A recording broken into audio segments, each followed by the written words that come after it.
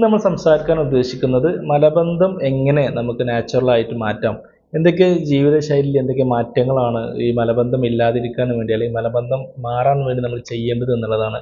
അതുകൊണ്ട് വീഡിയോ മുഴുവനായിട്ട് കാണാൻ വേണ്ടി ശ്രമിക്കുക. മലബന്ധം വരാനുള്ള വളരെ പ്രധാനപ്പെട്ട ഒരു കാരണം എന്നുള്ളത് നമ്മുടെ ഭക്ഷണത്തിൽ ജലാംശം കുറയുക എന്നുള്ളതാണ്. വെള്ളം കുറയുക എന്നുള്ളതാണ് ഇതിൻ്റെ വളരെ പ്രധാനപ്പെട്ട ഒരു കാരണം.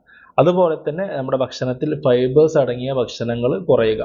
ഈ രണ്ട് കാരണം കൊണ്ടാണ് സാധാരണ രീതിയിൽ നമുക്ക് മലബന്ധം വരിക. ഇനി ഇതല്ലാതെ ഒരുപാട് അസുഖങ്ങൾ കാരണമായിട്ട് നമുക്ക് പൈൽസ്, മൂലക്കുരു പോലുള്ള അസുഖങ്ങൾ, അല്ലെങ്കിൽ മറ്റു മലദ്വാരത്തിൽ ഉണ്ടാകുന്ന പ്രശ്നങ്ങൾ, കുടലിൽ ഉണ്ടാകുന്ന പ്രശ്നങ്ങൾ, നമ്മുടെ ദഹന പ്രക്രിയയിൽ ഉണ്ടാകുന്ന ഒരുപാട് പ്രശ്നങ്ങൾ കാരണം ഈ ഒരു പ്രശ്നം നമുക്ക് വരാനുള്ള സാധ്യതയുണ്ട്.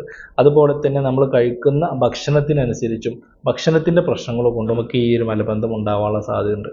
അപ്പോൾ നമ്മൾ ആദ്യമായിട്ട് തന്നെ നമ്മൾ ഈ ഒരു പ്രശ്നം ഇല്ലാതിരിക്കാൻ ചെയ്യേണ്ട ഒരു കാര്യം ധാരാളം വെള്ളം കുടിക്കുക എന്നുള്ളതാണ്. ധാരാളം വെള്ളം കുടിച്ചാൽ മാത്രമാണ് നമ്മുടെ മലത്തിൻ്റെ ഹാർഡ്നെസ് കുറക്കാനും അത് നല്ല രീതിയിൽ പാസ് ചെയ്യാനും ഒക്കെ നമ്മളെ ഹെൽപ്പ് ചെയ്യും. അതുപോലെ തന്നെ നമ്മൾ മറ്റൊരു കാര്യം ശ്രദ്ധിക്കേണ്ടത് ഫൈബേഴ്സ് അടങ്ങിയ ഭക്ഷണങ്ങൾ കൂടുതലായിട്ട് കഴിക്കുക. പഴങ്ങൾ, പച്ചക്കറികൾ, പയറുവർഗ്ഗങ്ങൾ, ഇലക്കറികൾ, ഇത്തരം ഭക്ഷണങ്ങൾ നമ്മൾ കൂടുതലായിട്ട് നമ്മുടെ ഭക്ഷണത്തിൽ ഉൾപ്പെടുത്തി കഴിഞ്ഞാൽ നമുക്ക് ഈ ഒരു പ്രശ്നം പരിഹരിക്കാൻ പറ്റും. അതുപോലെ തന്നെ മറ്റൊരു കാര്യം നമ്മൾ ശ്രദ്ധിക്കേണ്ടത് ദിവസവും വ്യായാമം ചെയ്യുക എന്നുള്ളതാണ്.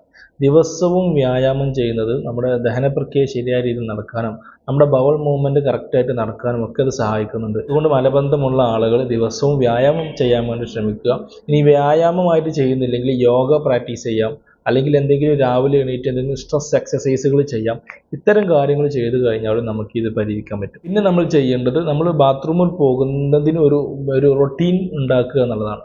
ദിവസവും രാവിലെ അല്ലെങ്കിൽ ഏത് സമയമാണോ നമ്മൾ സ്ഥിരമായി പോകുന്നത് ആ സമയത്ത് തന്നെ ദിവസവും ആ ഒരു പെർട്ടിക്കുലർ ടൈമിൽ ഈ ഒരു ബാത്റൂമിൽ പോകുന്ന ആ ഒരു ശീലം നമ്മൾ ഉണ്ടാക്കിയെടുക്കുക എന്നുള്ളതാണ്. അപ്പോൾ ഇത്തരം കാര്യങ്ങൾ ശ്രദ്ധിച്ചാൽ തന്നെ നിങ്ങൾക്ക് ഈ പരിധി വരെ ഈ ഒരു മലബന്ധത്തിൻ്റെ പ്രശ്നം നിങ്ങൾക്ക് ഉണ്ടാവില്ല എന്നുള്ളതാണ്. ഇതൊക്കെ ചെയ്തിട്ടും നിങ്ങൾക്ക് മലബന്ധം ഉണ്ട് എന്നുണ്ടെങ്കിൽ നിങ്ങൾ തീർച്ചയായിട്ടും ഒരു ഡോക്ടറെ കാണണം. അതിൻ്റെ യഥാർത്ഥ കാരണം എന്താണെന്ന് മനസ്സിലാക്കി അതിനനുസരിച്ച് ട്രീറ്റ്മെൻറ്റ് എടുക്കേണ്ടി വരും.